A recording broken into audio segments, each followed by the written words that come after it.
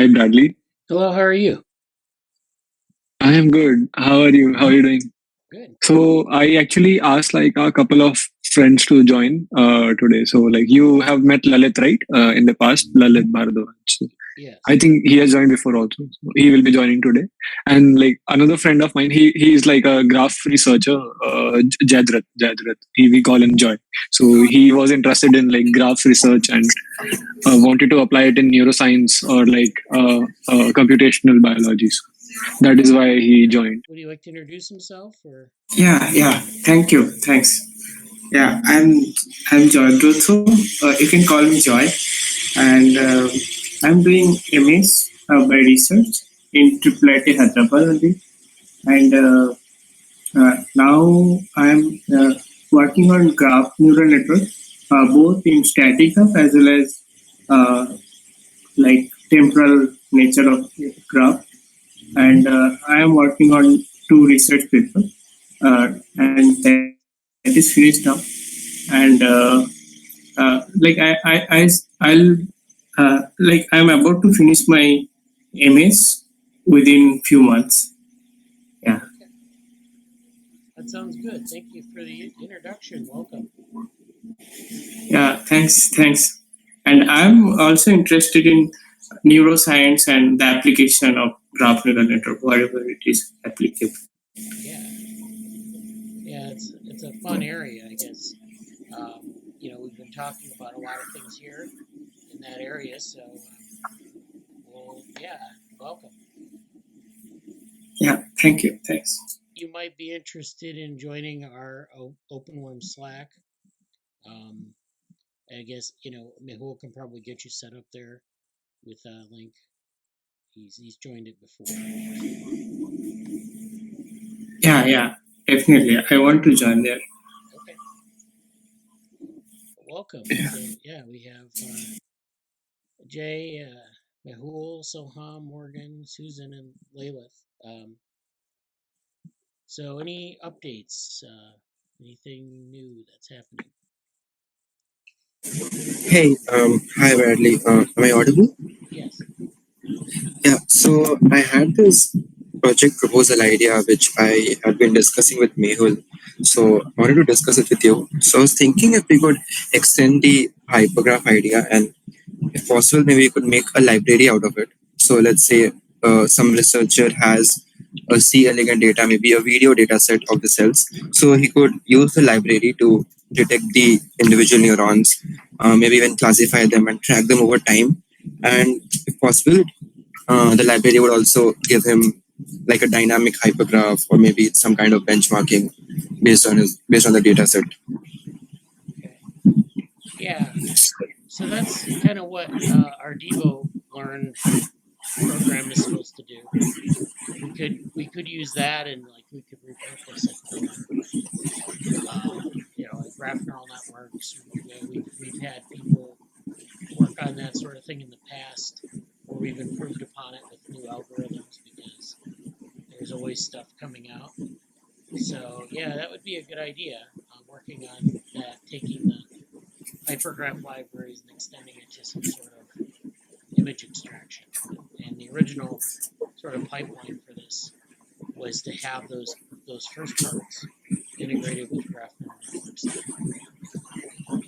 networks. So, like, what will be the functionalities you would expect in such a library, like something that's not present and something you would want me to build on? So we have, like I said, we have DevoLearn, which is the, if you go to the DevoGraph repository, it's at sort of the root of that. It's the organization DevoLearn, and then it's the DevoLearn package. And we've been working on a number of different ways, algorithms for that. I think the last point at which we stopped, we have the segment anything model implemented from Meta, and there's a biological version of that. And so we can use it. I don't want to spend a lot of time reinventing the wheel, but I want to be able to have that, and that kind of coming out of what's already there is actually pretty capable of segmenting images and segmenting new views. But what it doesn't really do is it's not well integrated into hypergraph stuff at all. And that's kind of what we wanted to do originally, like last year, well, maybe the year before, or when we started DevoGraph. We hadn't gotten to that point. So, integrating it with hypergraph, will that be enough for a summer project, or is there something more I can do? Maybe. Well, I think with like DevoLearn, I think maybe improving that somewhat, and I'm sure there are going to be things that we can improve upon, specializing it for graph neural networks. And then, I don't know if you want to do how much work you want to do on looking, developing tools for graph neural networks. Mehul, when he was doing his project last year, proposed some measures, and I don't think we got those implemented. And so that's one thing that needs to be done. But there are other things like once you have the data, then how do you represent it in a graph? What can you like kind of extract from images that you can represent? There's sort of a middle area there that's not well defined. Like if I segment an image, I might use like a bunch of points, or I might segment regions. Are those going to serve as nodes or hypernodes, or how am I going to represent that in the graph structure? So I mean that's something that it may be. It probably needs to be clarified quite a bit on the technical side and on the conceptual side. Okay, cool. I'll go through it once.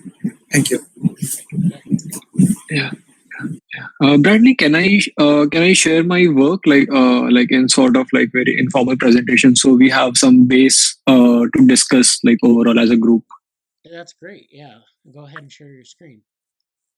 Yeah. Yes. Okay, 1 sec. So I really don't have like a formal presentation, but I just wanted to share like a few thoughts. So this is our DevoGraph library module.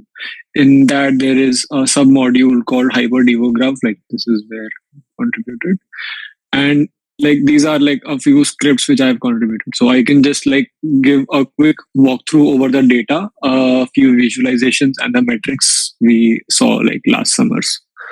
So this project basically, please feel free to add like thoughts, comment, Bradley, please, any comments like you feel are necessary. And if anyone else have any questions, please interrupt me and feel free to ask. Okay. Yeah, so this project, like basically the data which I was using was C. elegans data and phenotype lineage data. I'll show them like in the Jupyter notebooks. So what it focuses on is the spatial characteristics of the C. elegans. Basically, it has gone through many pre-processing steps, and what we have is certain physical characteristics of every cell, which includes the size of it and the positions of it. And then we have the development stages of the cell. So at every time step, how the cell is evolving. So every cell divides into like daughter cells, couple of daughter cells. So at every time point, we have data. Overall, the data included like 780 unique cells.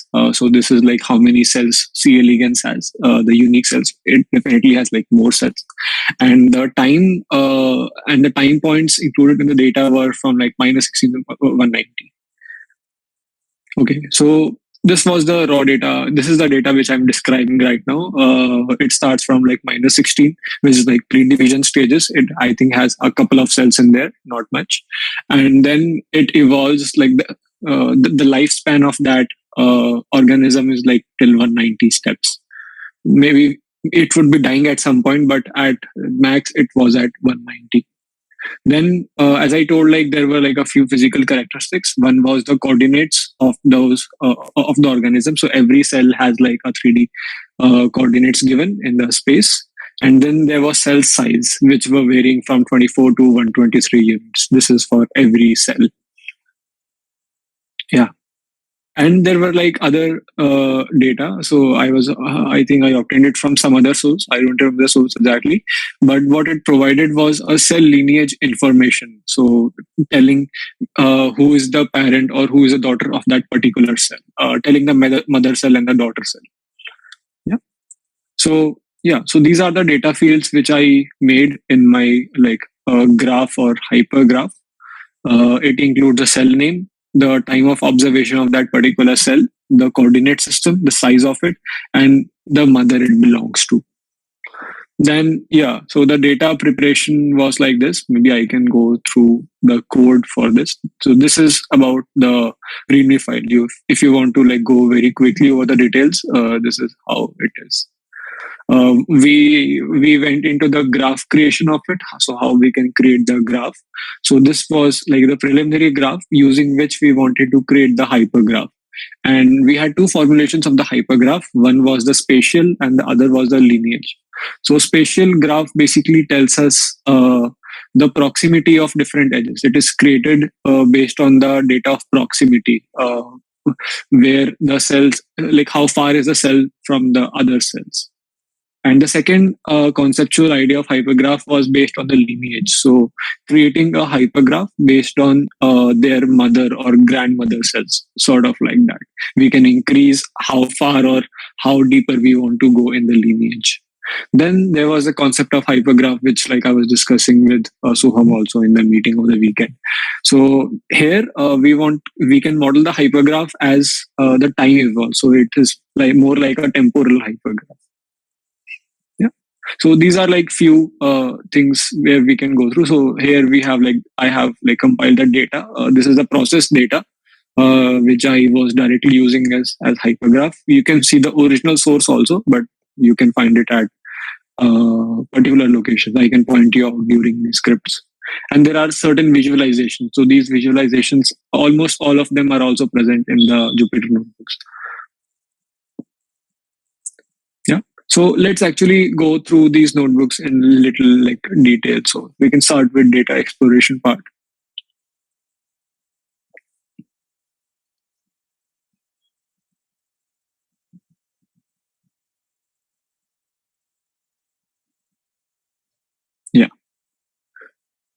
So this is how like initially, so this is how I was like talking about the data. This is how it initially looked like. I think it is present at this location. This is like, temporary location. Maybe you can go back a little bit, or I can point you out later where exactly the data is. This is like a temporary location. This is not where it is located. It would be located right now. Okay, so this is how we were given the original data. We had the cell names, the corresponding time, and their characteristics as like we saw before.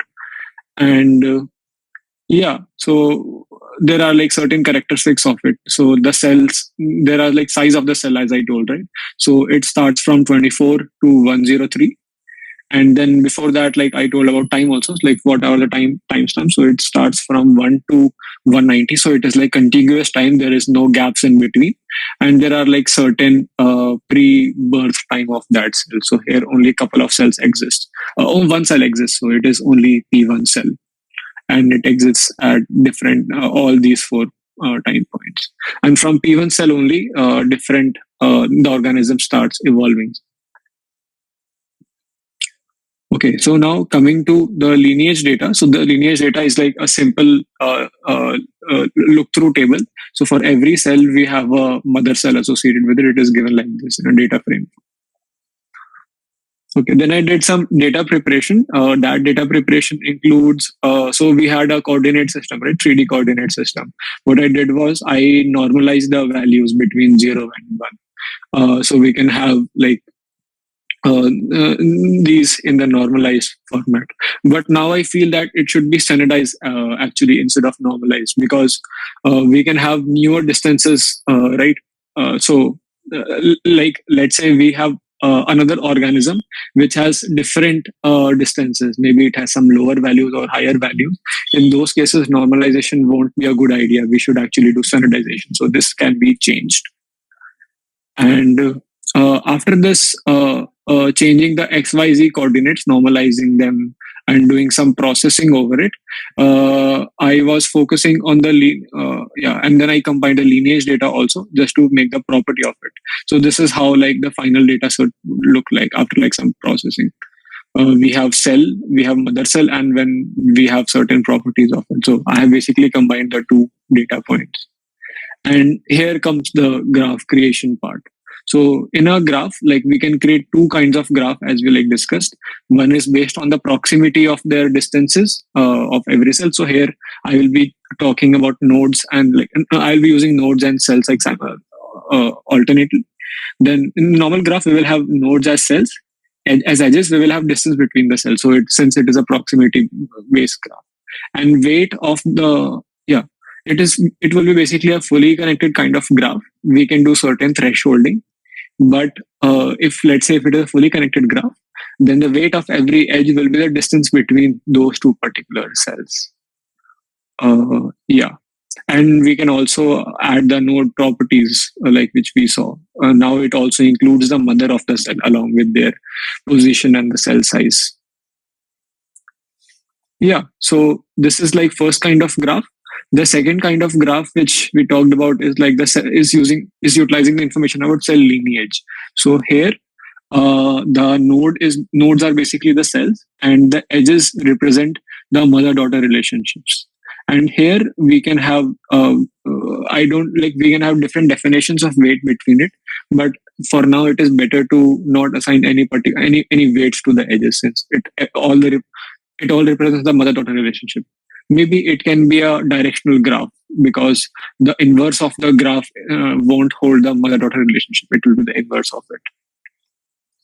But our focus was majorly on hypergraph. So using these graphs, we created the hypergraphs out of it. So this is basically the visualization of graphs. Here I was using matplotlib, which really is not very good for visualization.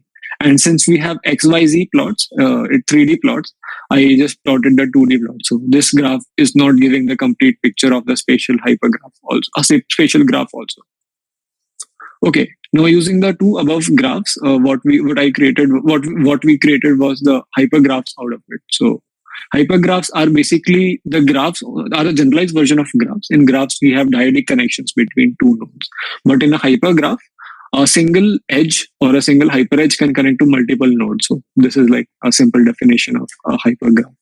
So now creating from the graph, spatial graph, we can create the spatial hypergraph. As I was mentioning about the threshold-based method, in which we can reduce like the number of edges. If we don't have a threshold, we will have all like fully connected graph. Here we can use a fully connected graph directly and provide a certain threshold to the values, and based on that we can create the hypergraph.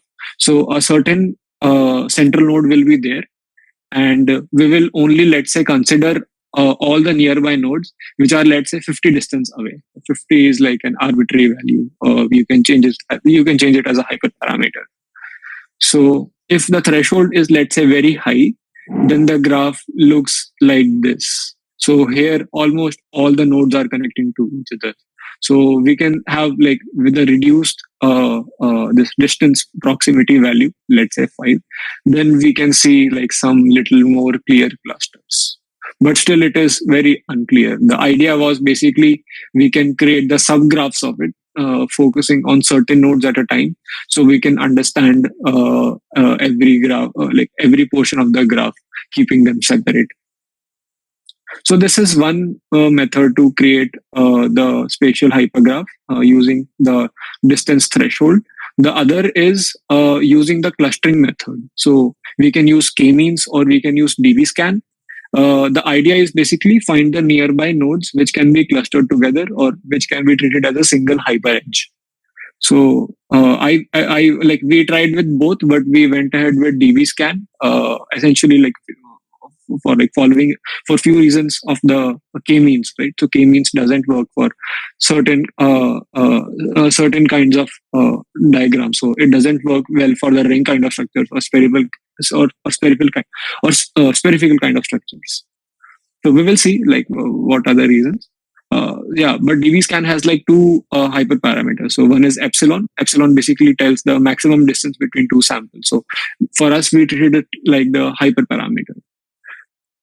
If two samples have like certain distances, if they come in like certain distances, then we would treat them in a single hypergraph. And then we can also define minimum samples. So what it says is that the minimum number of points required to form a dense region or a hypergraph. So let's say if a few nodes or the few cells are like very further from each other, and let's say there are only two nodes like that. So one way is that we can consider them as a hypergraph, or we can consider them as outliers. So it basically min number of samples decides that. If min samples is, let's say, 5 cells, then those two nodes won't be belonging to any hyperedge or a cluster. Yeah. So the few regions which we chose, like for which we chose DVScan in our use case was, so unlike k-means, for DVScan, we don't have to specify the number of clusters in advance to tell that these many clusters are what we want. So this is where DVScan helps. Second is that it removes the problem of outlier. So if there are, let's say, any outlier kind of cells, which is let's say very far, or if let's say it falls very away from the lineage tree, then DVScan is a better algorithm to correctly classify them to the particular cluster or the hyperedge. The third is, like we already saw, like we already discussed, that DVScan takes care of the specific structure, like spherical ones or the ring ones, where k-means fails. So based on that, we created like these structures, and these are much more clear structures compared to the threshold ones. We can argue which one is better, like both have their own places. And by the way, these graphs were created using a library called HyperNetX. So this is a library only focusing on hypergraphs, especially the metrics and the visualization part. But I felt visualizations are not really good for our use case because it's not focused on the cells. So that is where Soham and I were discussing how, like, what better can be done in terms of visualization. And Soham has some good ideas which we discussed. Okay, coming back, now we saw like spatial graph, like how we can create the two methods. First is like distance threshold. The second is the clustering. So the second type of hypergraph which we were seeing was the lineage graph, right? It was created using the lineage data, the parent, the daughter cell data. So again, using the lineage graph, we can extrapolate we can extrapolate it to make the hyper edges. And based on that, we can have these kind of graphs. So what basically it tells us that this ring is having a certain distance. Here the hyperparameters are okay. Yeah. So like based on these hyper edge, we can say that these cells are belonging to a closer family. So if they're belonging, if they're like very far from each other, like in terms of like their family relations, then they won't be belonging to a single hyper edge. So this basically gives the proximity in terms of their lineages or relationships. So that is the purpose of the lineage hypergraph. So these are two very conceptual ideas. We can have some like contradictions. Why do we need them? But I think these are like good concepts to capture the different kinds of relationships we can form. Yeah, so this is about it. Then we were discussing few more ideas. Like one idea was, since we were seeing this, since our data was temporal, we thought that we wanted to see how this relation, since we have created now two concepts of like hypergraphs, now we wanted to see how it is evolving temporally. So for that, that idea like is not complete. We had some preliminary visualizations of it. Yeah, so I'm using the same data again, like some pre-processing steps in the beginning. And then this is how like we can make the hypergraph. So I have imported the hypergraph library, like code from the previous ones. So this is how it looks like. So at every time point, we can see how the evolution of the hyper edges are. We can see it in terms of clustering or the spatial hypergraph, but also as a lineage hypergraph. And at every particular time point, we can focus on. So like we had the idea before that. Yeah, so this is for the lineage graph. So before that, our problem was that the graphs were too clustered to understand everything, right? So sort of this cluster. But as we go in time, I think it is much more cleaner and efficient to understand and see how the relationship of every particular cell is evolving along with the interactions based on the proximity, but also all the lineage of the graph. So this was the idea to see much more clearer growth during the embryogenesis. Then we had some thoughts, and this is basically we wanted to see and put the relationships and the interactions in numbers. So we were focusing a little bit on metrics.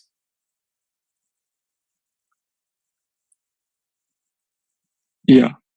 So in the beginning, everything is like the introduction part. Then, yeah. Then coming to the few metrics we were thinking about. Still statistics. There are some statistics of the cell. Yeah, give me a minute. Okay, yeah. So above are some statistics. We can see those, but some of the metrics which we wanted to see. So these metrics are borrowed from like the Hypernetics library, but also from different sources I can find. So in this particular domain, I did not really find any concept much. The conceptual idea of hypergraph clearly defined, and definitely not the metrics. So these are the metrics which I borrowed from other kind of other literature, not from the C. elegans or the computational biology. So few of the ideas I thought which we can borrow and use in the C. elegans data. So starting with degree distribution, the degree distribution basically tells how the frequency of the nodes, like how they occur. We can define it in different ways. In like different contexts, but in the context of hypergraphs, the degree of node can be defined like this. So the number of hyperedge a nodes participates in. So for an example, we can like understanding the degree distribution can help us identify different connecting cells. Okay, coming to first the definition. I am also seeing this after a long time. So basically, degree of that particular node can tell how many hyperedges it belongs to. So a certain node can have a lot of, let's say, family members in terms of linear relationships. So it can have like a lot of hyperedges it belongs to at the same point in the time. So if it belongs to, let's say, a lot of families, then we can tell that it is connected to a lot of hyperedges. So it's like highly connected cell, maybe in the lineage fashion or maybe in the proximity fashion. So we can tell the importance of those nodes in like different respects. So this is like the importance. This is like its importance in the C. elegans data. We can help this degree distribution metric can help us identify how connected the certain cell are. So I was calling it as hub. So since hub is like a central node. So if let's say a certain node is highly connected, or like as called as head, it can help us tell critical informations about its role. For example, in signaling different pathways, or its role in the differentiation process, or maybe how integrated it is in the complete structure.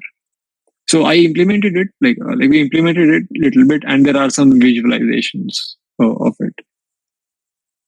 I don't exactly remember these metrics, so I'll just continue describing all the metrics like we have listed. Yeah, so we can think maybe more about these graphs, like what we can represent, or we can make something better out of it. Okay, So now coming to this hyperedge size distribution. So the hyperedge size distribution basically, just like we were seeing the frequency of the nodes, here we can see the frequency of hyperedges based on their cardinality, basically the number of cells they are connected to. If a particular hyperedge is connected to 10 cells, then it will have a cardinality, or let's say hyperedge size of 10. It is like how many nodes it has. So the importance can be, it can be used to analyze sizes of the hypergraphs, which can tell the nature of the cell interactions. So a small hypergraph can tell that a small hypergraph, let's say a size of 2, can say that it is like a pairwise interactions. Possibly it can represent like cell to cell communication only, but a large hypergraph can suggest like more complex interactions, or like it is suggesting a group interactions. So it can be like very important for a coordinated development of the cell, maybe lineagely, maybe in a family, or maybe in like structural formation. So here was the implementation of it. Now coming to S adjacency matrix. Now we know like what adjacency matrix looks like. It is basically the node to node interactions. If like nodes if nodes have like direct connection, then we call that value as 1. If let's say we are not talking about weight.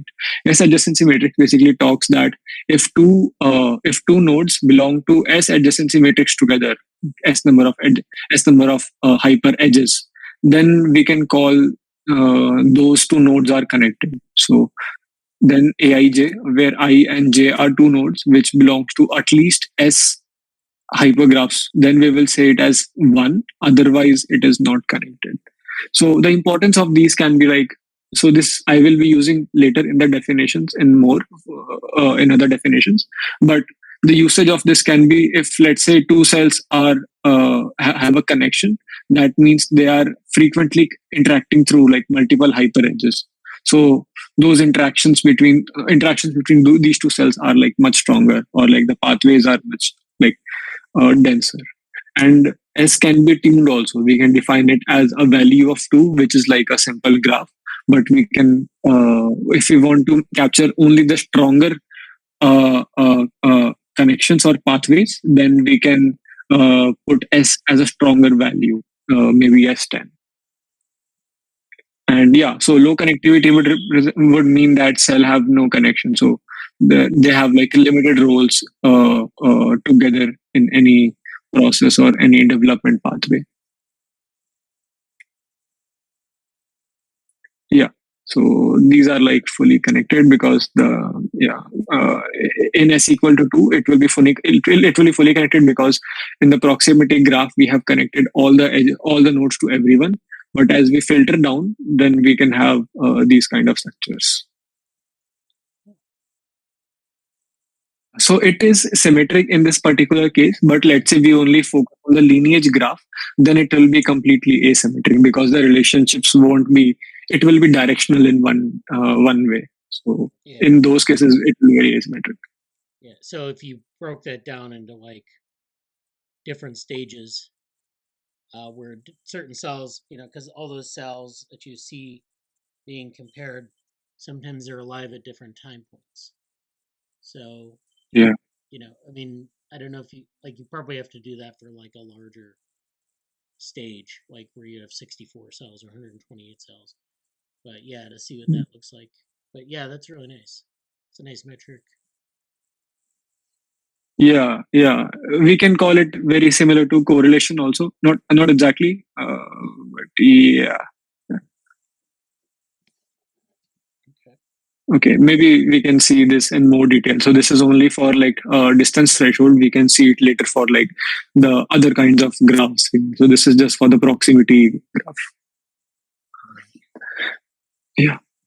So coming to the other thing, so we defined before the S adjacency node graph, right? So this is it is exactly same, but I made it more general definition so it can be extended to.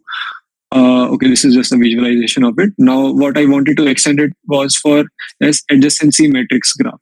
So just like we were seeing the adjacency matrix for the nodes, now the definition is flipped. Now instead of node, we are treating edge as a node, like just flipping the definition of nodes and edges.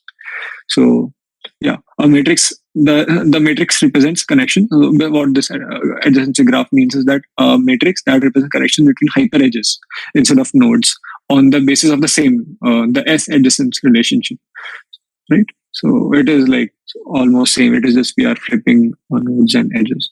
And S line graph can be defined as like this. The graph derived from the hypergraph, where each node represents like a hyper edge. Since now we have reversed the definition, and edges represent the S adjacent relationships between hypergraphs. I am little dubious why I did it. So there is one more definition, like one more thing which we tried, called the dual hypergraph, in which we were reversing the roles of nodes and edges. We had a very strong why of doing it, but I cannot recall it right now. Maybe we can think of, if I think of it later, then I'll definitely share. But yeah, this metric will be useful in cases of this S adjacency matrix, and S line graph will be useful when we are doing this dual of the hypergraph. So a hypergraph, the dual of hypergraph is defined in which we interchange the roles of nodes and hyperedges. But anyways, coming to the newer metrics. Yeah, so there were a few metrics. I was finding some difficulty implementing them, so I put them as like future implementation. Those are like, a few of them are like centrality measures. There are some distance metrics which can be useful, and there were some spectral ones also. Yeah, so some spectral properties. I think Joy will be like very much would have a good knowledge of these. So he's very good in like mathematics of these. But we can like just see like very quickly about these points. So centrality measures basically are like degree centrality.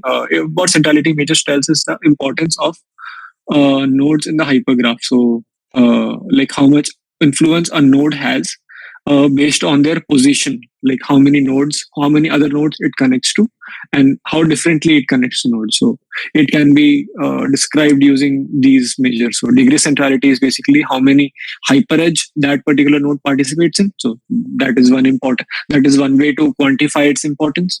The other way is between a centrality. So how many that node falls on how many shortest paths between like two random nodes. So counting the frequency of that path in which that node is positioned in, we can have this between a centrality. Then there is closeness centrality, in which says how closely a node is positioned to all other nodes in the hypergraph. And then there are like eigenvector centrality, which tells the importance based on like the neighborhoods of those of that central node. Yeah, so the importance, like in terms of C elegans of that can be like, we can identify key cells that are playing like a pivotal role in the development, both spatially and in the lineage. So if there are high cardinality, we can assume that cell has numerous connections which can be acted as, so they can act as hubs, which is useful for communication or maybe coordination, things like that.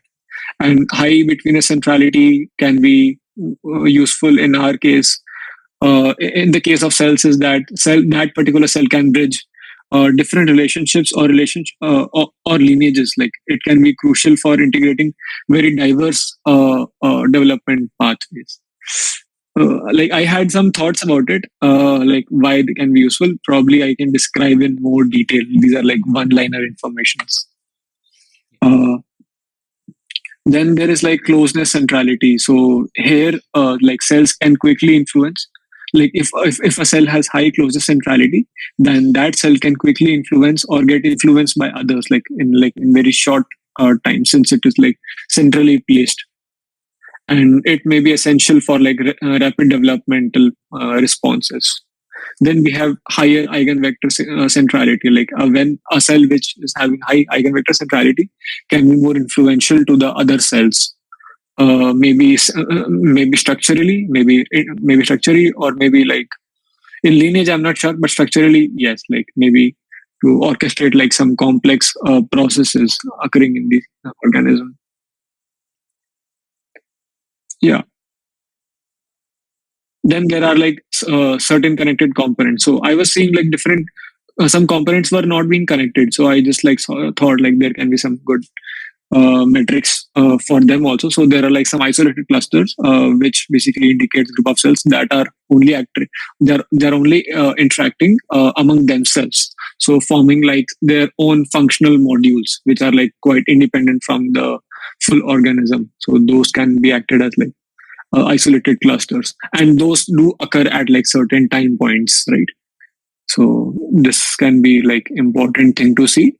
And at certain time points, we can have like completely connected components, so suggesting that at this point, the cellular network is like highly integrated with a lot of interactions in between. So by isolated, I just wanted to clarify, by isolated clusters, I don't mean that the cell, like at a certain point, the cell is not even integrated to the organism. What I mean to say is that it is not strongly enough connected to the organism. And by that strong definition, so strongly can be defined using that S, right? So we have like few definitions of S adjacency matrix like those. So that strength, or the strength of the signal, or the strength of the connection, can be defined through that S, and based on that we can divide them into isolated cluster, or a connected cluster, or a multi-component clusters at different points in time of evolving of the graph. Yeah, so the applications, like I have listed, like we can detect like clusters of the cell that form like specific anatomical structures. Yeah, so in spatial kind of data, detecting these clusters of cells that are forming like specific anatomical structures, maybe let's say it's separate from the clusters, or maybe in a connected component forming like a certain anatomical structure. And in the lineage graph, we can identify their specific development pathways, or like branches within the organism's growth. Yeah, and there are like certain distance metrics also, which I thought can be useful. So these are basically S distance, S diameter. So S distance is basically the length of the shortest S walk between two nodes. We have already seen what S is. So S walk is basically, it is like a random walk which we have in the graph. But in S walk, we can only walk between two nodes only if two nodes belong to at least S number of hyper edges. So that is what S walk is. And the longer we the longer we can have this walk, the higher will be the S distance value for that time point. Similarly, we can have the S diameter definition also. So it is defined as the maximum S distance across all the pairs. Across all the pairs of nodes in that like time point, the hypergraph. So the importance can be that like how we can, what it can tell basically is that, let's say we have a shorter S distance, it could tell that we have more efficient communication pathways in between the organism at that point of time. And let's say we have a longer S distance, it may reveal that there are some bottlenecks in the connectivity of, let's say, that of the organism at that particular time point of its like lifetime. So it can be highlighted. It can potentially highlight areas requiring like further investigation. Yeah, and then S diameter is like another metric to measure the same thing. And yeah, so here I have defined the centralities both in the cases of node and edge, and between the like in the edge domain. So edge one will be used in the dual hypergraphs. We can discuss those in like later. And yeah, then there are like spectral properties. So spectral properties, spectral properties basically utilizes eigenvalues and eigenvectors associated with the hypergraph, and which can be obtained using the Laplacian metric, which is essentially in the graph's case adjacency matrix, right? So the properties can provide some interesting findings into like hypergraph's connectivity, how robustly it is connected, and their dynamic behaviors, like how it evolves throughout. Yeah, so like I was just mapping the importance of C elegans data. Like eigenvalues can tell can indicate the connectivity levels and the presence of clusters in the cell. Eigenvectors can be used to detect like community detection, like when the community is being formed between the cells, possibly identifying modules of functional cells, functional groups, which can be obtained from the lineage data, or maybe also the structural communities, which can be obtained from the proximity graph. Yeah, and then we have spectral gaps, so the differences between consecutive eigenvectors. So these can basically provide information about hypergraph's robustness, like how robust it is if there are like certain differences in the eigenvalues. So these definitions are really not clear, and for every metric, what we can do is like we can go really, really deep, and there is not much literature existing applying these metrics on the C elegans, especially right in the any of these hypergraph metrics. So we can pick any of these and literally go very deep dive into it, starting from the implementations of it. So this part of the project is still like really very incomplete, and a lot of the things can be done. Both in this first is in the metrics part, and second is in the visualizations part, which like Soham and I were discussing before. Yeah. So these are all the notebooks. Please feel free to go to them in detail. Yeah, that's it. Okay. From my side. That's great. Thank you for that, Mehul. That was great. So I had a couple of questions here. I think Dick had some questions, and Okay. let's see. Okay, So size good. First thing is he has 3 questions. Number 1, size could approximate the cell as an ellipsoid with 3 axes of different lengths. So that would be like you could, he's talking about there is going back to the source data and characterizing the size of the cell and doing that. And you could, start with some, pseudo data where you could get better size data. And so you have the cell as an ellipsoid, which is this, elongated sphere. And then you have 3 axes of different lengths, so you can measure X, Y, and Z, or the size in X, Y, and Z, and then the size of the embryo and the position. Number 2, each cell usually has 2 daughter cells requiring 2 3-dimensional vectors to their future centers. So this is where you have, like, from the main cell, and you're going, the lineage tree shows it dividing, and then those daughter cells end up in a new position. So you have the position of the mother cell, the position of the daughter cell. They basically move where that cell divides, and then those cells move to those new positions.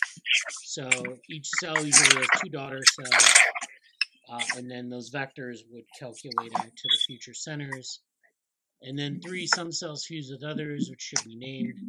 So that's, I don't know if that's a thing that we're dealing with a lot in C. elegans, but lineage tree becomes a graph with reticulations.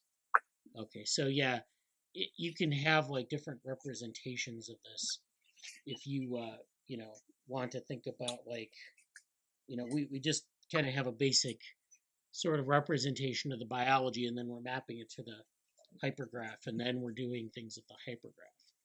So a lot of the things that we're doing with the hypergraph are great, and you need to do those kind of calculations on that topology, but the source data from the organism is the thing that we're also wanting to kind of model before we plug it into the hypergraph. So so Dick says 44 tissues claim to be syntitional in C. elegans. So yeah, a lot of the muscle cells are syntitional, where the muscle, like you'll have muscle cells that are in the lineage tree. Those muscle cells or those tissues are syntitional, meaning they have multiple nuclei in a single tissue. So this is something we can model, but this is like pre before you put it into a matrix, like you were showing, that would be what you have. So that's something there. And then Susan says the SLAM meeting last week is worth watching. So I don't know what the SLAM meeting was about last week. Did you have more details on that?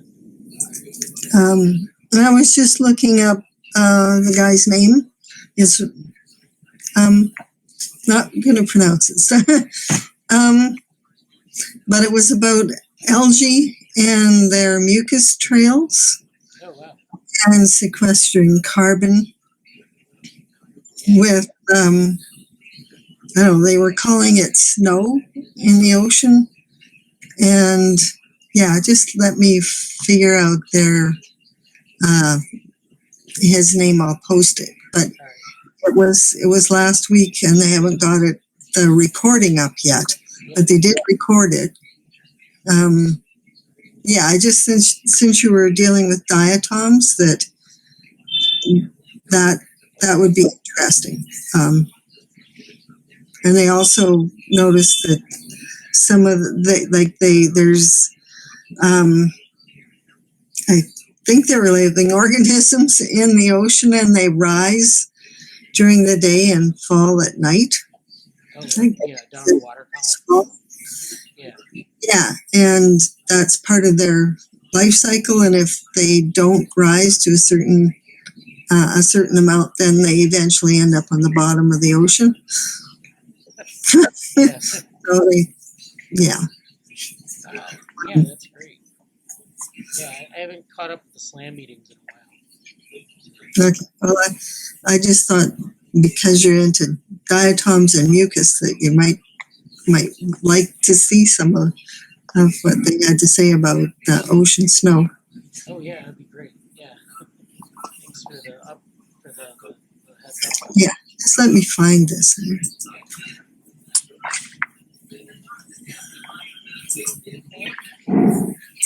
Yeah. I think so. There it is. Dick said those are dinoflagellates. Oh, okay. Yeah. Okay. Yeah, Mehul. Yeah. So these 3 points, which Vic has highlighted, are great. I mean, I really have not thought about it, and I feel with better visualizations, we will be having better things with these points. We can do better justice with these points. And yeah, I wanted to highlight a few interactions which I had with other participants. But before that, so all thanks to Bradley, I would say, all possible.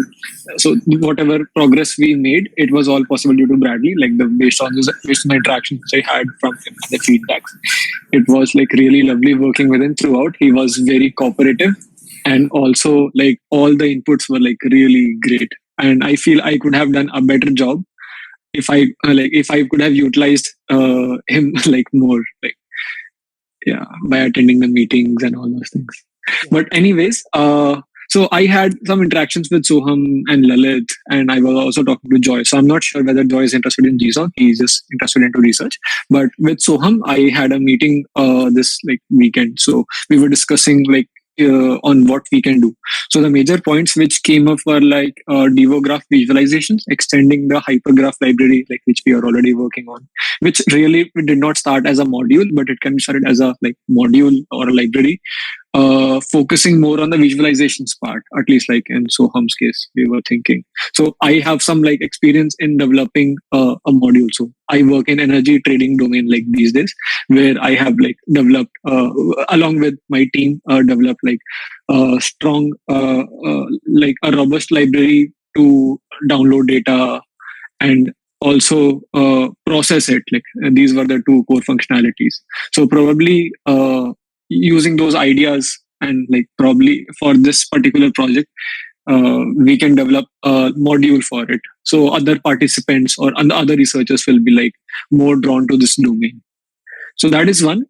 And second, with Lalith, I was discussing a few ideas. Lalith can definitely tell them in more details. He's very interested in applying some self-supervised techniques on the C. elegans data. So he has been already seeing the data of even before the pre-processing part. So that is where he thinks he can contribute.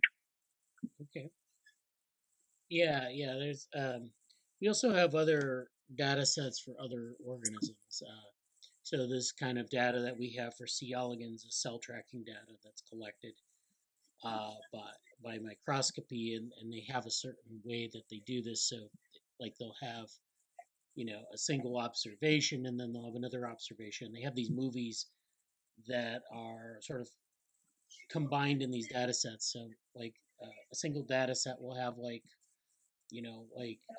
several hundred movies of these, just observing the embryo over time, and then, that's why they're not, uh, you know, clearly aligned. You don't have from like 0 to whatever time. You have like things that are pre-hatch and other things, because they kind of observe them at different points in time and just kind of stitch them together into a data set.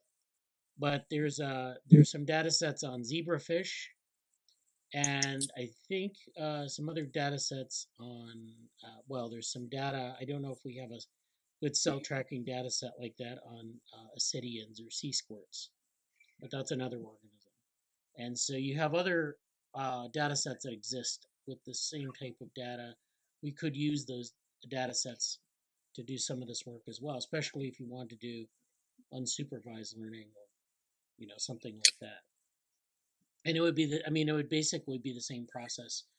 So you'd have similar variables, then you could model it in a similar way and say, because you have you don't now in zebrafish you don't have the nomenclature in the same way, but you do have cell divisions, and then having that basic process. So that's something we could think about as well, if we want to, because C. elegans is not, it's not. We can do more with zebrafish, I think. So. Yeah. Even Lalith was seeing some data from Nature's paper. Maybe Lalith can tell in this meeting or the upcoming meetings. Yeah, but these are great points. Definitely the zebrafish, the idea in which the process is similar, but nomenclature, since it's unsupervised task, we can use self-supervised techniques here. Yeah. It is yeah. One more thing, I'd like you to reshare your screen, and I wanted to go back to the GitHub repository.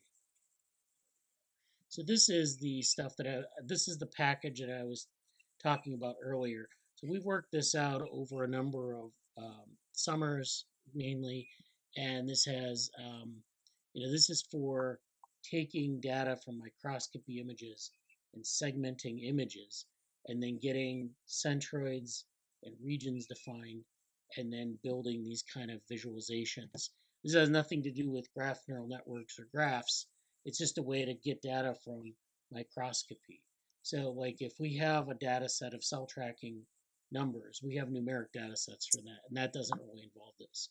But if we had, we want to take microscopy images and do this and extract them from there, we can do this with this software. But the software also has a number of, and we worked on this over a number of iterations, so it has a number of different tool kits in it.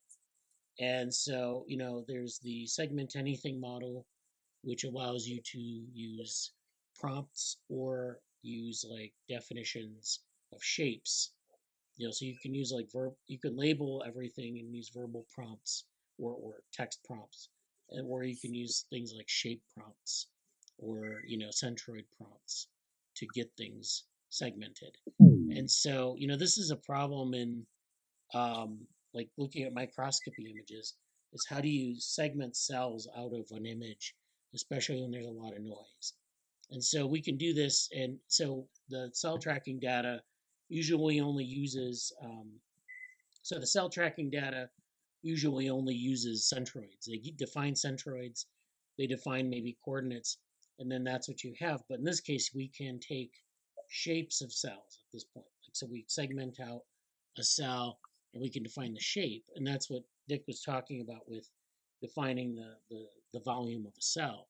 You can get a centroid, you can get the boundaries of a cell, you can get the shape, and then you can get more data in terms of coordinates, not just for the centroid, but along the edges and the size of the cell. So if you build a network, you have, I think, not just the distance, which you get from centroids being in a network or in a matrix, and you analyze that, but then the shape parameters, which you could also you build a network from. And I've not done that, but it's something that's probably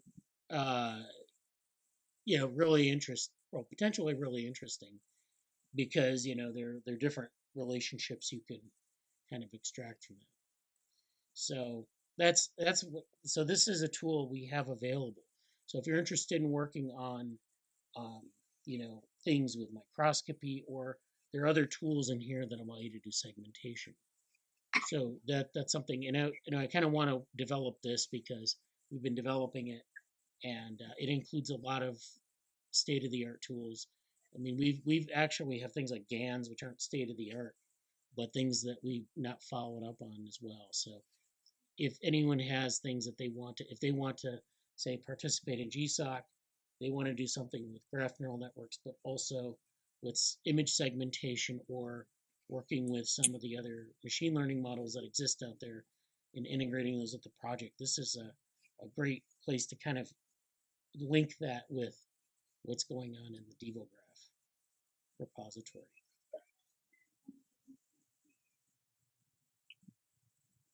Yeah, this is like very comprehensive. Thanks for sharing. Yeah, no problem. Okay, so I think that's all for today. I don't know if we had any other questions or comments.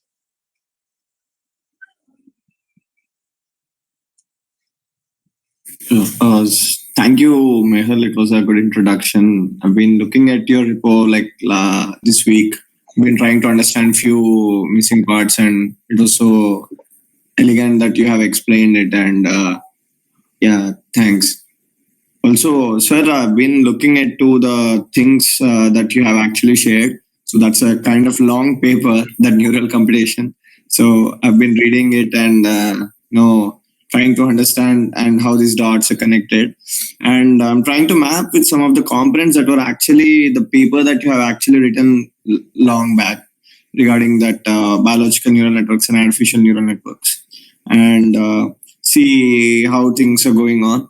And so I'm still reading out some works. So maybe I'll get with a good overview by next week by reading all this, and come up with some solid stuff by reading and understanding it in detail.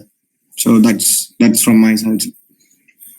Yeah, that sounds great. Yeah, I'm glad you're following up on that. Yeah, so last time we talked about the biological and artificial neural networks distinction and some of the differences, and there's of course a lot there. It's not what we put in that paper was just kind of like our initial take on it, and I haven't thought about it in a while actually. But there are a lot of what's interesting is there are a lot of types of tests that you can do.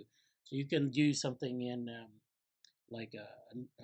you can have a vision task where you have a vision data set, and you can have like a neural network do something, process it like a deep learning net.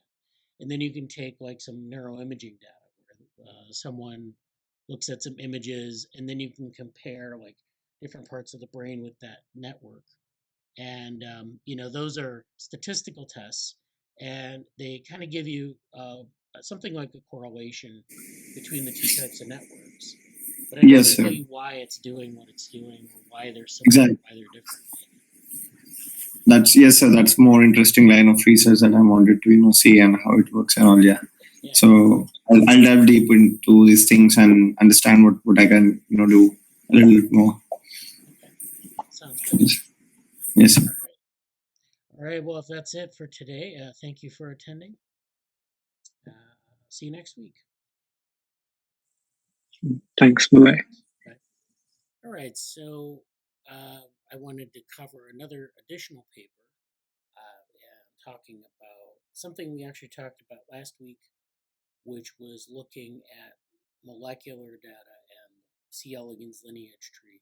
And in the paper we did last week, we talked about asymmetries and sort of the precursors of asymmetries and how gene expression sets up those asymmetries in different sublineages. This is maybe a similar paper. It's from molecular systems biology, and this is systems level quantification division timing. Reveals a common genetic architecture controlling asynchrony and fate asymmetry. So let's go over the abstract first.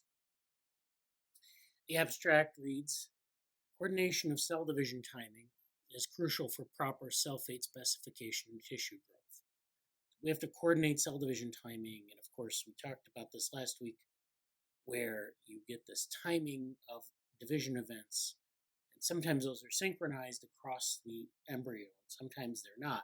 Sometimes some trees or sometimes some sublineages divide separately or asynchronously from other sublineages.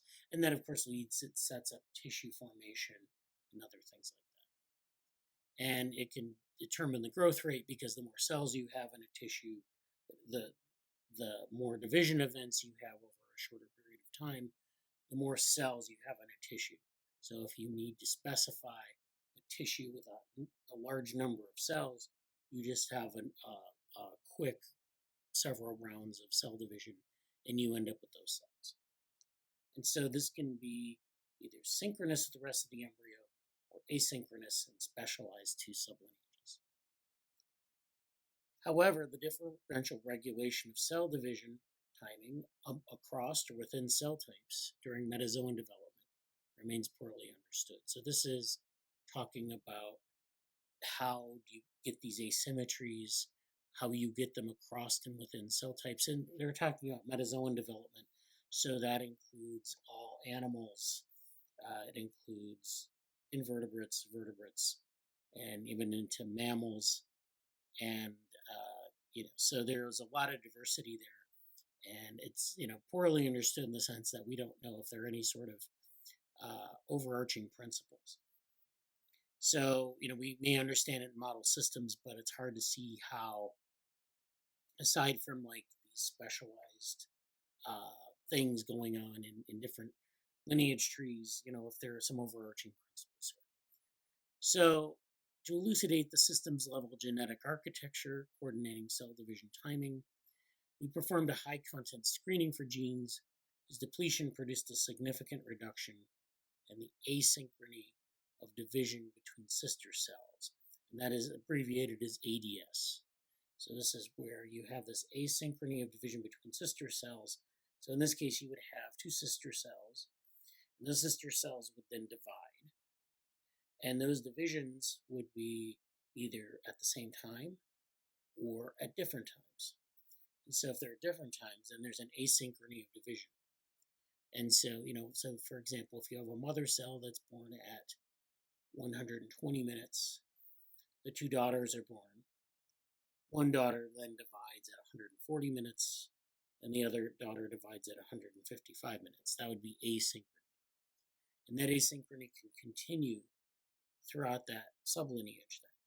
You could have some daughters that divided one time, some daughters that divided another time, and so forth.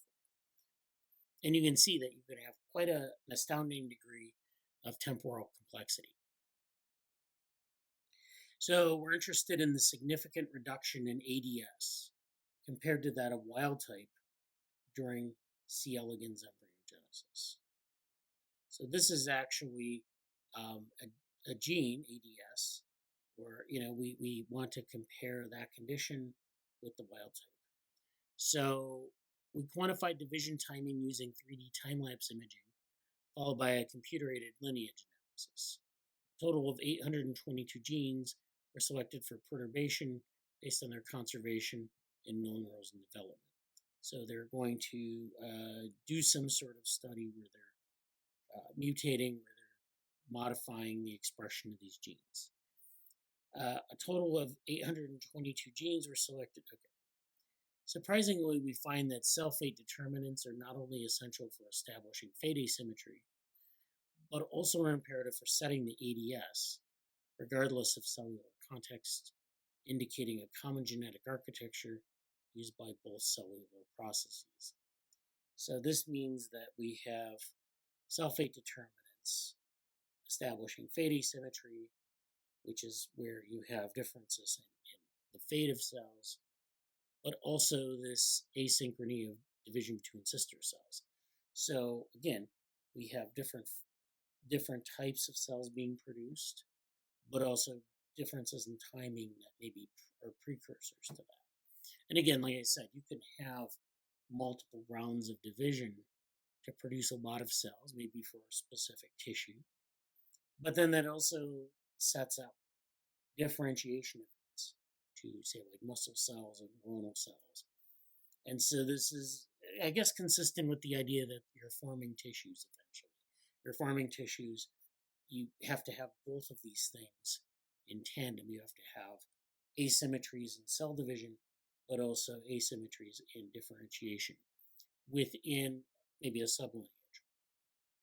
So we have ADS and we have cell fate determinants, and the connection between these two indicates a common genetic architecture used by both cellular processes. The fate determinants demonstrate either a coupled or separate regulation between the two processes.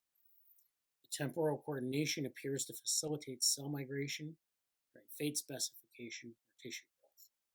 Our quantitative data set with cellular resolution provides a resource for future analysis of the genetic control of spatial and temporal coordination during metazoan development. So again, this is spatial because it's at some position in the lineage tree.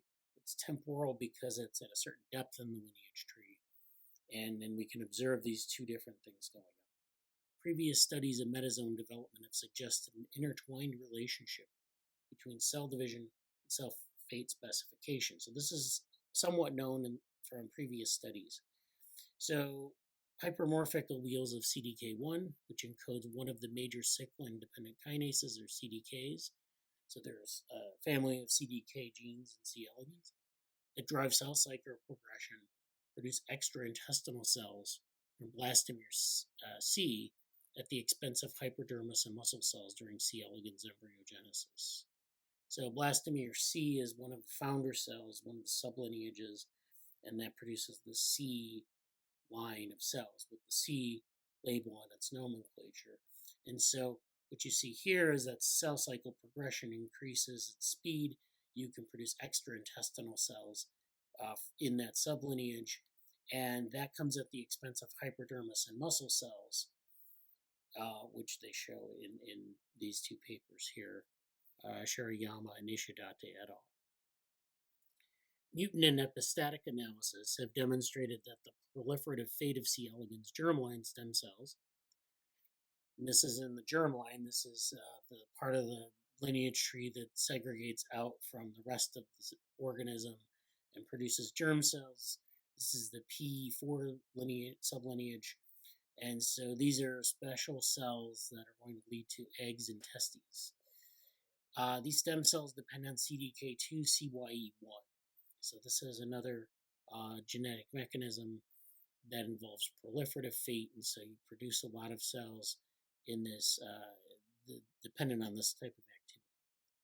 These are two canonical components in cell cycle control. So you have the cell cycle switch or the cell cycle regulator that we've identified, and that plays an important role in producing these stem cells in the germ.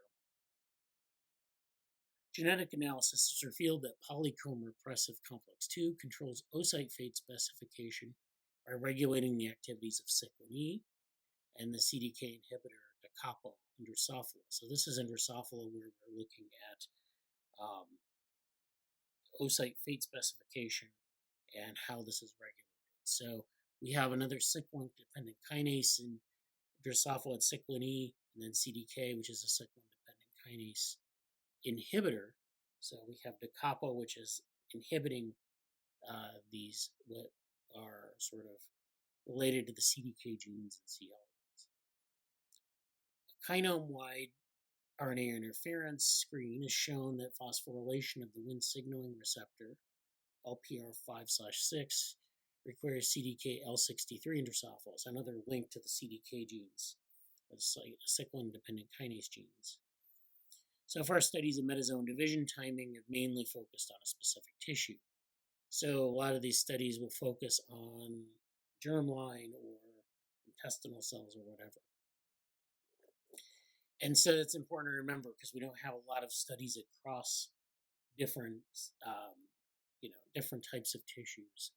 So that's an important thing to remember, but these are also important because they show these common mechanisms across different cell types. For example, a gain-of-function mutation in CDC25.1, which encodes a cell cycle prompting phosphatase, or a loss-of-function mutation in a GATA-type transcription factor, N3, has produced an elevated pace in the C. elegans E lineage. This is one of these founder cells for the E lineage with the E label on its nomenclature that exclusively develops into the intestine. So E lineage will develop in intestinal cells. Recent work on the cell cycle regulator WEE 1.1 has demonstrated that the extended cell cycle lengths in cells EA and EP, so the E founder cell divides into an anterior daughter cell and a posterior daughter cell. And those have extended cell cycle lengths in both of those cells. But this is dependent on the P2-EMS signal. So P2-EMS are other founder cells in that same sublineage, and there's a signal that comes downstream from that or from the parent cells, and it's influencing the cell cycle length in both EA and EP. However, a reduction in the cell cycle lengths of EA and EP caused by a mutation in WEE1.1 was not associated with their cell fate specification during C. elegans embryogenesis, indicating that regulation of cell division timing can also be uncoupled from fate specification. So you can uncouple cell division timing and fate specification through some mutation, but they're normally in the wild type, they're intertwined. Okay, so importantly, coordination of division timing is frequently manifested as the asynchrony of divisions between sister cells. This is this ADS. So this is something that, of course, is this construct that they're using here, which is widely observed not only between the sister cells, giving rise to different fates. So EA and EP are going to give rise to different fates, and it's dependent on these mechanisms, but also between those developing into the same fate. So if EA and EP, let's suppose that they were going to, differentiate into the same fate, you could still have differences in timing, and you could produce more cells maybe anteriorly, fewer cells posteriorly, or a lot of cells both anterior and posterior. So you could have these different variations on division timing in the production of a specific cell type or the production of different cell types. This indicates that another dimension of regulation coordinates division pace, which is linked to or independent of fate specification during metazone development. Interestingly, a slowdown of overall development rate in C. elegans embryo by altering the temperature or introducing mutations resulted in a global decrease in division pace, but the relative timings between cells are well maintained. So this is where you get this change in division pace from mutations, but the timings between cells were well maintained, suggesting that regulation of the overall development pace is independent of the control over the asynchrony between individual cells. So this is where you have a difference between this asynchrony and division. So like, let's say EA and EP, we'll use that example again. If EA divides sooner than EP, which introduces this asymmetry, that's independent than this overall developmental pace or the regulation of the developmental pace. So you could have an individual event that's an asynchronous event. And then you could have a lot of divisions in EA and fewer divisions in EP. In those two events, the number of divisions in EA downstream from EA and its daughter cells and its daughter's daughter cells and all of its descendants will be different than the mechanism controlling the asynchrony between EA and EP. So this is this construct ADS. They're kind of looking at these different types of genetic relationships, looking at it using mutations and things like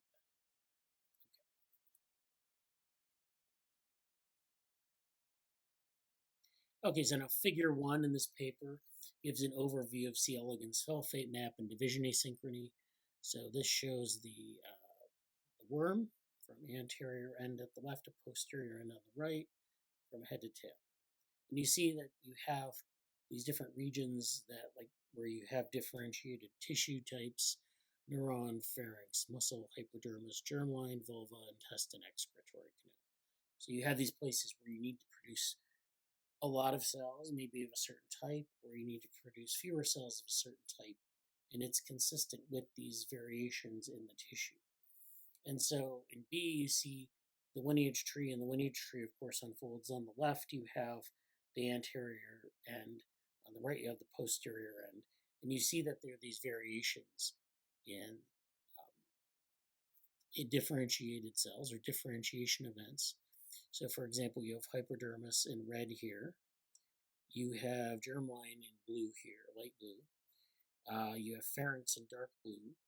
And, of course, these cells can migrate around in location, but this is where they're produced.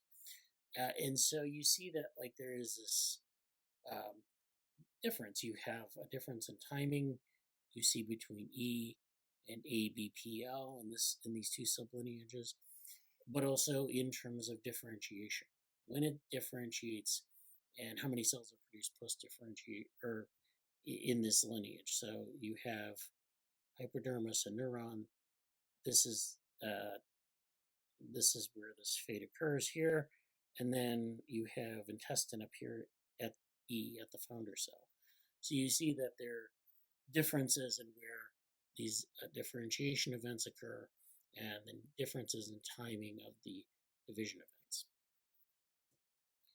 In C, we see that we have the zygote, we have these different ADS modules, and we can have these different ADS modules where there's this asynchrony and division timing within cell types, asynchrony and division timing between blast and differentiated cells. So we have a blast cell, so we have a sublineage where one part of it, or one daughter, becomes some differentiated cell type, and another daughter retains its blast cell identity. And so this can continue on asynchronously within that sublineage. And then finally, we have cell division asynchrony between cell types. So you can have one cell type and another cell type, which are both you can have neuron and pharynx, for example, in the same sublineage. And that's another variation. So this is for this ADS construct. It's describing all this different variation in asynchrony and the production of asynchrony. So in figure 3, what they're doing here is they're actually validating their experimental model, which is to observe an embryo, but deplete the embryo of the gene CBP1, which is known to produce extra cell divisions. You deplete the expression of that gene, and then you look at its results in the lineage tree. So you see that the lineage tree is here. We have this RNAi, which depletes CBP1. You have this comparison between, so the RNAi tree is dividing upward at the bottom and in A, and then the wild type is dividing downward at the top. So EMS wild type, EMS RNAi for CBP1, and then you can see in the middle here where you can compare the tips of the tree. So you can see that in the wild type you have these division events where you have asymmetries, and then you have different asymmetries in the RNAi depleted model. So you have where you have these asynchronies. It looks like the divisions are a lot closer to this line in the RNAi model in this particular part of the MS sublineage. Whereas in this part of the MS sublineage, you see much more variation in much earlier division events. And So yeah, you see this where I don't even see the E sublineage in the RNAi. Looks like there are two different MS sublineages, MS in quotes. So this is where you have large-scale differences between the wild type and this CBP1 depleted embryo. And then here you can see that B and C. So B and C show what this looks like in a three-dimensional model. B is the wild type, C is the CBP1 depletion using RNAi. So you can see they've labeled these by these different sublineages. So you see that there are differences in MS cells, there are differences in E cells, and you can see them here. You have many more E cells in C than in B. And so this shows, and this, I guess this C cell is where E is this MS in quotes, and it shows up in this cell here, so in this model here. So that's, and of course it looks also like you get changes in how the cells, position of the cells. So you have this group of ABP cells up here in the wild type that don't really exist up here, and they're kind of moved over a little bit. You have this large group of ABP cells down here ventrally that don't exist in the same way in the wild type. So, and then there's also some proliferation of ABA cells. So it looks like very interesting changes that occur with the depletion of CBP1. So you can see actually in D, you have this graph where on the y-axis you have cell cycle length in minutes, and then you have for each sublineage, you have a comparison between wild type and CBP1 depletion, the RNAi, and this is just cell cycle length plotted out. So you can see that the cell cycle length increases in the CBP1 depletion in AB, MS, and C, and then in D, and then in E, that relationship is inverted so that the wild type average is higher than the CBP1 depletion. And it's interesting because the cell cycle length in minutes is negative in all of these except for an E. So something you're really kind of wholesale modifying the E sublineage with this depletion. This is where they have MS in quotes. So MS in quotes, I guess, is E, but it's larger and it has a lot. So this depletion of CBP1 has much wider scale effects than in any other sublineage, but it affects other sublineages as well. So we can actually see that in figure 4A, panel A is divided into two parts.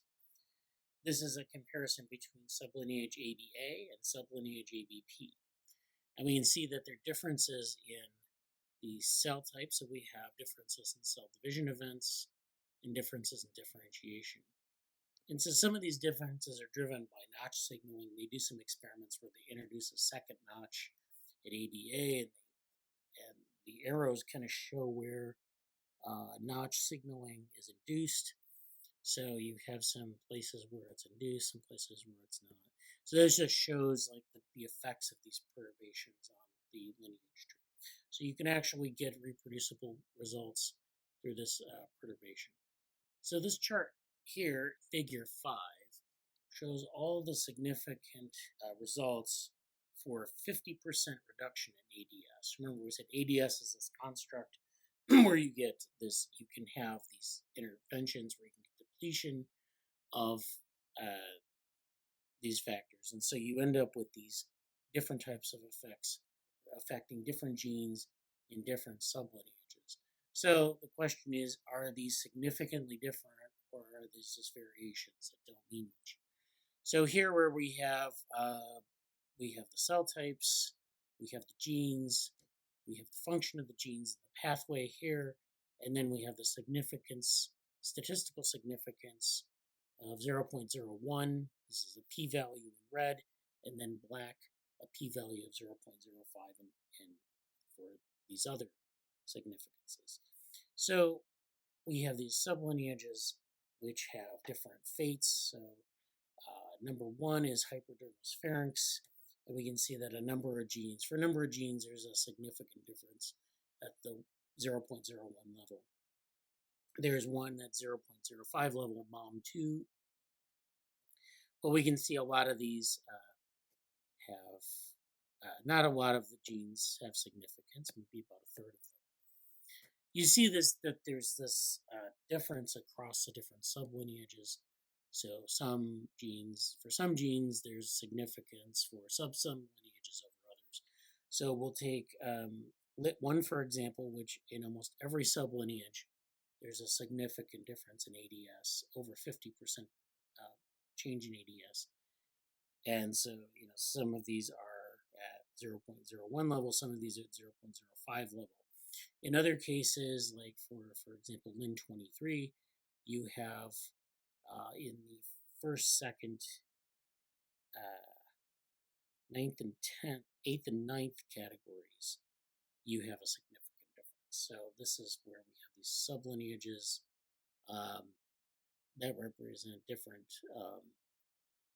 fates. So this is kind of showing all of this across 27 different sublineages with varying fates, and then we can see these genes, their functions. So I can see a couple of examples here in Wnt signaling genes or Wnt signaling related genes, where a lot of these genes are at a level of statistical significance across almost every sublineage.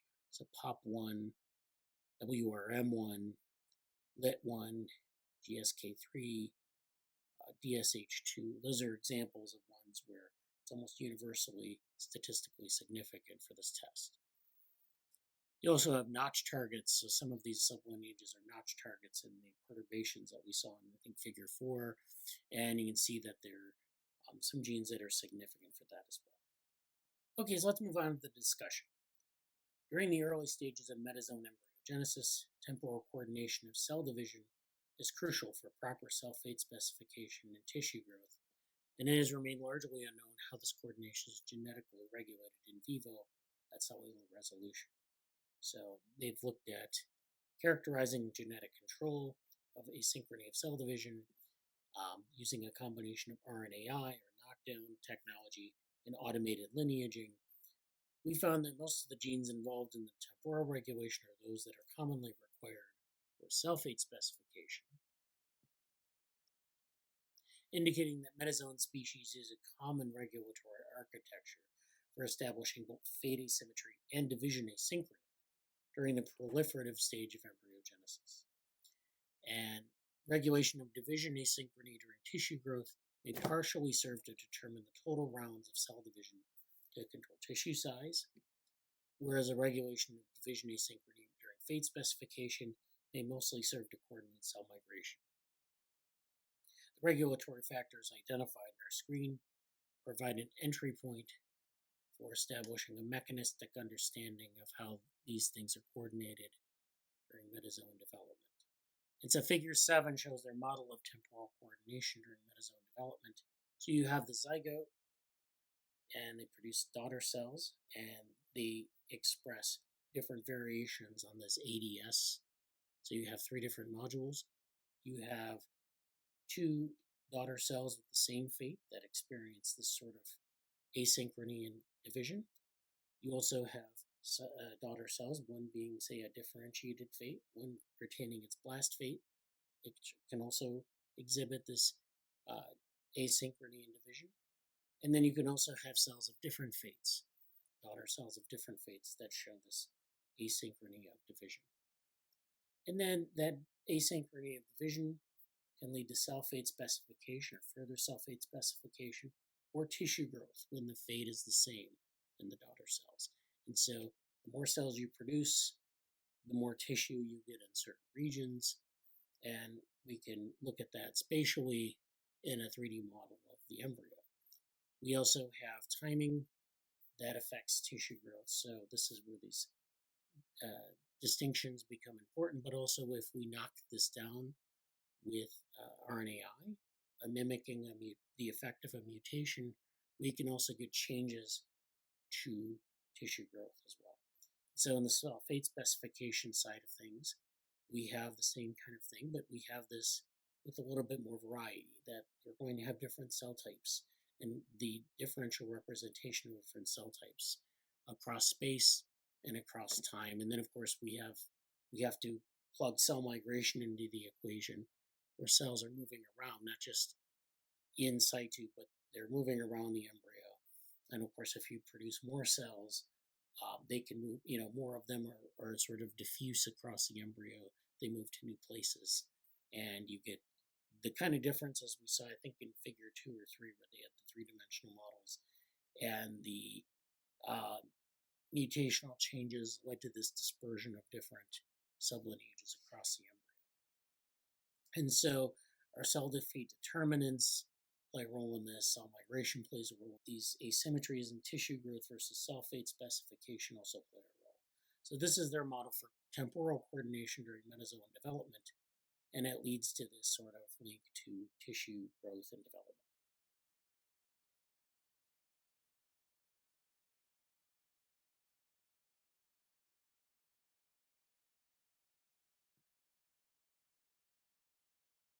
So that's the paper, and thanks for paying attention. Hope you learned something.